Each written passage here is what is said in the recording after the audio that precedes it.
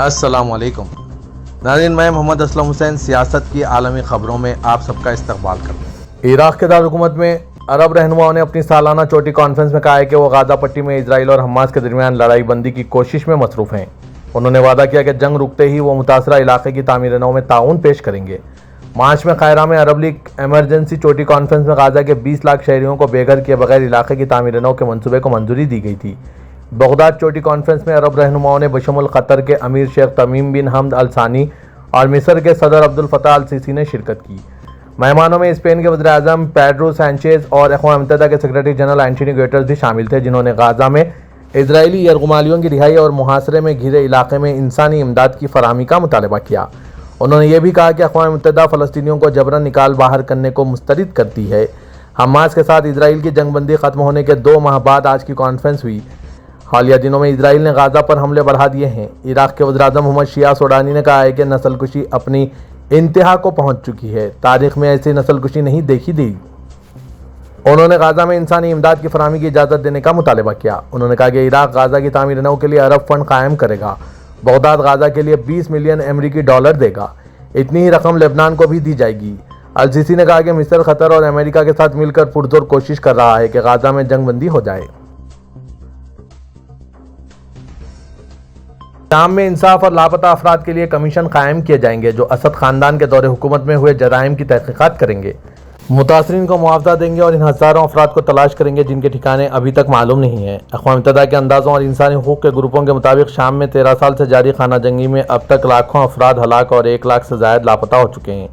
मुल्क के डिक्टेटर बशार अल असद को गुज़िश्ता साल बाग़ियों ने 11 रोज़ा शानदार कार्रवाई के ज़रिए इक़्तिदार से बेदखल कर दिया था, जिस पर बहुत से शामी शहरियों ने खुशी का इजहार किया था, जो अब भी साबिक़ा हुकूमत के दौर में हुई ज़्यादतियों का एहतसाब देखना चाहते हैं, जिसमें जेलों का बदनाम ज़माना निज़ाम भी शामिल है।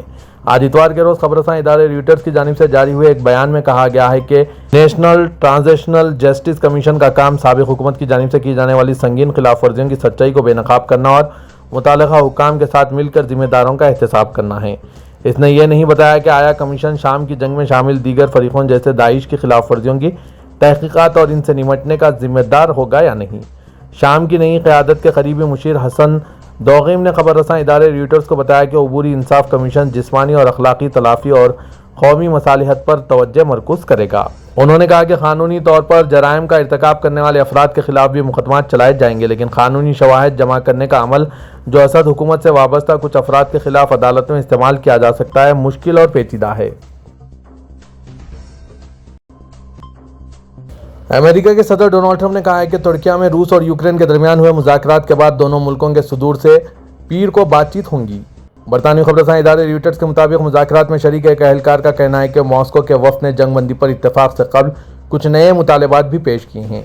मॉस्को के तर्जुमान दिमित्री पेस्कोव ने रूसी न्यूज़ एजेंसीज को बताया कि सदर पुतिन और डोनाल्ड ट्रंप के दरमियान बातचीत की तैयारियां जारी है। इस रोज़ तुर्किया में हुई बातचीत मार्च 2022 के बाद से पहला मौका था जिसमें फ़रीक़ीन आमने सामने बैठे थे, जब रूस ने अपने पड़ोसी मुल्क पर हमला किया था। यूक्रेन के एक सीनियर अहदेदार जो कि मुज़ाकरात में शरीक हुक्काम के साथ राब्ते में है, इनका कहना है कि रूस की जानिब से मुतालबा किया गया है कि यूक्रेन जंगबंदी पर रजामंदी से कबल यूक्रेन के इन तमाम इलाकों ने अपनी अफवाज बाहर निकाले जिन पर मॉस्को ने अपनी मिल्कियत का दावा किया। अमेरिकी सदर डोनाल्ड ट्रंप ने अपने सोशल मीडिया पर एक पोस्ट में लिखा कि वो पीर को सुबह 10 बजे रूसी सदर पुतिन से बात करेंगे, जिसमें जंगबंदी के हवाले से बात की जाएगी। बातचीत का मौजू खूनी लड़ाई की बंदिश होगा, जो अब भी हलाकतों का बास बन रही है और औसतन हर हफ्ते 5000 से ज़ायद रूसी और यूक्रेनी फ़ौजियों को निगल रही है और तिजारत को भी। हालांकि इसी तरह का वाक़ा गाज़ा में भी पेश आ रहा है। इसराइल की जानिब से हज़ारों गाज़ा के बाशिंदों को हलाक किया जा रहा है, लेकिन इस जानिब अमेरिका की तवज्जो नहीं है।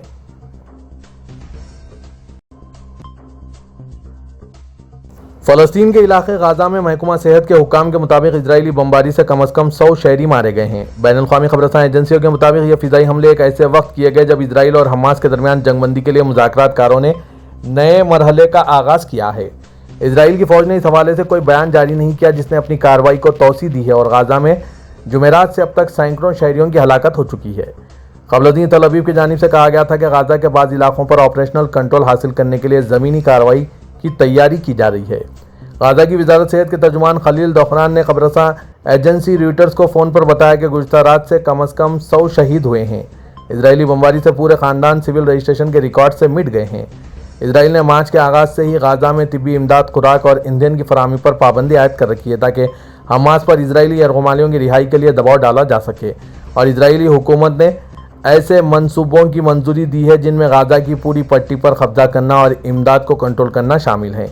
حماس کا کہنا ہے کہ وہ صرف اسرائیلی جنگ بندی کے بدلے میں یرغمالیوں کو رہا کرے گی۔ مراکش نے دمشق میں اپنا سفارتخانہ دوبارہ کھولنے کا اعلان کیا ہے، جو 2012 سے بند تھا۔ عرب نیوز کے مطابق اس فیصلے کا اعلان مراکش کے شاہ محمد ششم کی جانب سے شام کے عبوری صدر احمد شرع کو لکھے گئے ایک مکتوب میں کیا گیا۔ یہ مکتوب مراکش کے وزیر خارجہ نے بغداد میں ہوئے عرب سمٹ کے دوران پڑھ کر سنایا۔ مکتوب میں کہا گیا ہے کہ مراکش شام کے عوام کی آزادی، سلامتی اور استحکام کی تلاش میں ان کی سپورٹ کرتا ہے۔ وزیر کے رباط نے 2012 میں شام میں خانہ جنگی کے دوران دمشق کے ساتھ سفارتی تعلقات منقطع کر لیے تھے۔ شام میں عبوری حکومت قائم ہونے کے بعد سے غیر ملکی حکومتیں دمشق کے ساتھ تعلقات قائم کرنے کی کوشش کر رہی ہے۔ سابق صدر بشار الاسد کی معزولی کے 2 ماہ سے بھی کم عرصے کے دوران شام میں احمد شرع کو صدر مقرر کیا گیا تھا۔ وزیر کے شام میں بشار الاسد کے خلاف تحریک کی قیادت اسلام پسند تنظیم حیات التحریر شام نے کی، جس کے رہنما احمد شرع تھے۔ اس تحریک کے نتیجے میں گزشتہ سال 8 دسمبر کو دہائیوں سے قائم بشار الاسد کی حکومت کا خاتمہ ہوا۔ دمشق انٹرنیشنل ایئرپورٹ سے شامی عازمین حج کی پہلی پرواز سعودی عرب روانہ ہو گئی۔ سبق ویب سائٹ کے مطابق حج 1446 کے لیے غیر معمولی تنظیمی اور ٹیکنیکی تیاریاں کی گئی ہے، جن میں ایک اہم اقدام یہ ہے کہ عازمین حج کو اسمارٹ تعارفی کارڈز جاری کیے گئے جو مناسک حج کے دوران ان کی آمد و رفت اور باہمی رابطے کو آسان بنائیں گے۔ شامی حج مشن کے نگران حیان درویش نے بتایا کہ ابتدائی 2 فضائی پروازیں بالترتیب روانہ ہوئیں۔ ہر پرواز میں 250 عازمین حج سوار تھے۔ انہوں نے وضاحت کی کہ تمام شامی عازمین کے پاس تعارفی کارڈ ہے جس پر QR کوڈ موجود ہے۔ اس کوڈ کو اسکین کرنے سے ذاتی اور تنظیمی معلومات تک رسائی حاصل کی جا سکتی ہے، جن میں گروپ لیڈر کا رابطہ نمبر، مکہ اور مدینہ میں قیام کی جگہوں کے لنکس اور عرفات میں خیمے کی لوکیشن شامل ہیں۔ دوسری جانب شامی وزارت اوقاف کے شعبہ حج ڈائریکٹر عمران شیخ یوسف نے بتایا کہ دمشق انٹرنیشنل ایئرپورٹ سے کل 66 پروازیں عازمین حج کو لے کر روانہ ہوں گی۔ سعودی محکمہ شماریات نے 2024 کی ہوائی نقل و حمل سے متعلق شماریاتی رپورٹ جاری کی ہے، جس میں سعودی عرب کے ہوائی اڈوں پر مسافروں اور فضائی کارگو کی آمد و رفت میں 2023 کے مقابلے میں نمایاں اضافہ ظاہر کیا گیا تھا۔ سبق ویب سائٹ کے مطابق رپورٹ میں بتایا گیا ہے کہ سعودی عرب کے ہوائی اڈوں پر مجموعی مسافروں کی تعداد 12 کروڑ 80 لاکھ تجاوز کر گئی، جو کہ گزشتہ سال کے مقابلے میں 15% کا اضافہ ظاہر کرتی ہے۔ رپورٹ میں بتایا کہ بین الاقوامی پروازوں کے مسافروں کی تعداد 6 کروڑ 90 لاکھ سے زیادہ رہی، جو 2023 کے مقابلے میں 14% زیادہ ہے، جبکہ اندرون ملک پروازوں کے مسافروں کی تعداد 5 کروڑ 90 لاکھ سے زائد رہی، جس میں 16% کا اضافہ ریکارڈ کیا گیا۔ مسافروں کی تعداد کے لحاظ سے کنگ عبدالعزیز انٹرنیشنل ایئرپورٹ سرفہرست رہا، جہاں تقریباً 4 کروڑ 90 لاکھ مسافر آئے اور گئے، جو کہ 14% نمو کا ظاہر کرتا ہے۔ اس کے بعد کنگ خالد انٹرنیشنل ایئرپورٹ کا نمبر آیا، جہاں سے 3 کروڑ 76 لاکھ مسافر سفر کر چکے ہیں، جس میں 18% کا اضافہ ریکارڈ کیا گیا۔ فرانس میں ہوئے کانز فلم فیسٹیول میں سعودی اداکارہ الہام علی کو وومن ان سنیما گالا کے لیے ایوارڈ سے نوازا گیا۔ سعودی عرب کے ریڈ سی انٹرنیشنل فلم فیسٹیول نے سالانہ وومن ان سنیما گالا کے لیے 7 خواتین کے ناموں کا اعلان کیا تھا۔ رواں سال اعزاز یافتہ شخصیات میں دنیا بھر سے مختلف شعبوں کی باصلاحیت خواتین شامل ہیں۔ سبق نیوز کے مطابق پروگرام میں MBC ٹیلنٹ کی فنکارہ الہام علی کو، جو عرب دنیا میں سنیما انڈسٹری میں شہرت شامل ہیں، ان کو بھی ایوارڈ کے لیے نامزد کیا گیا۔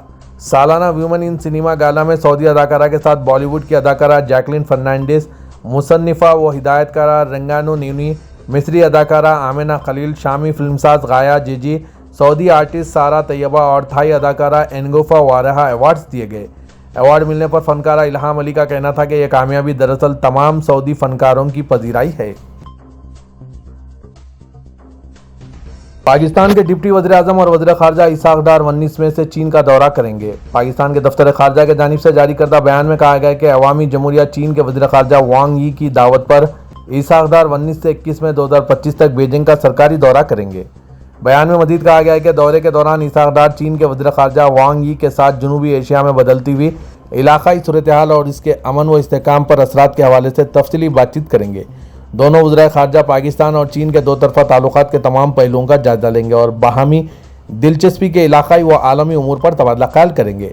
دفتر خارجہ کے مطابق یہ دورہ پاکستان اور چین کے درمیان جاری اعلیٰ سطح کے روابط کا حصہ ہے اور دونوں ممالک کے درمیان اسٹریٹجک تعاون پر مبنی شراکت داری کو مزید مضبوط بنانے کے عزم کو بھی اجاگر کرتا ہے۔ اس اقدار کا بیجنگ کا دورہ گزشتہ 2 ہفتوں کے ہنگامہ خیز واقعات کے بعد ہو رہا ہے، جنہوں نے پاکستان اور ہندوستان کے ایٹمی جنگ کے دہانے پر پہنچا دیا تھا۔ ہندوستانی فوج نے واضح کیا ہے کہ پاکستان کے ملٹری آپریشنز کے ڈائریکٹر جنرل کے ساتھ آج کوئی بات چیت طے نہیں ہے۔ فوج نے اتوار کی صبح کہا کہ کچھ میڈیا رپورٹس میں کہا جا رہا تھا کہ ہندوستان اور پاکستان کے درمیان فوجی کارروائی روکنے کا معاہدہ آج ختم ہو رہا ہے۔ انہوں نے کہا کہ یہ سوالات بھی اٹھائے جا رہے ہیں کہ کیا دونوں ممالک کے ڈائریکٹر جنرل ملٹری آپریشنز کے درمیان آج کوئی بات چیت ہونے والی ہے۔ فوج نے کہا کہ 12 مئی کو دونوں ممالک کے ڈائریکٹر جنرل ملٹری آپریشنز کے درمیان ہوئی بات چیت میں کیے گئے فیصلے کے مطابق فوجی کارروائی کو ملتوی کرنے کے معاہدے کی کوئی میعاد ختم ہونے کی تاریخ نہیں ہے۔ فوج نے کہا کہ دونوں ممالک کے ڈائریکٹر جنرل ملٹری آپریشنز کے درمیان آج بات چیت طے نہیں ہے۔ قابل ذکر ہے کہ 12 مئی کو دونوں ممالک کے فوجی حکام کے درمیان ہوئی بات چیت کے بعد پاکستان کی جانب سے کہا گیا تھا کہ فوجی کارروائی کو اگلے اتوار یعنی 18 مئی تک روکنے پر اتفاق ہوا ہے۔ اس کے پیش نظر میڈیا رپورٹس میں طرح طرح کی قیاس آرائیاں کی جا رہی تھی۔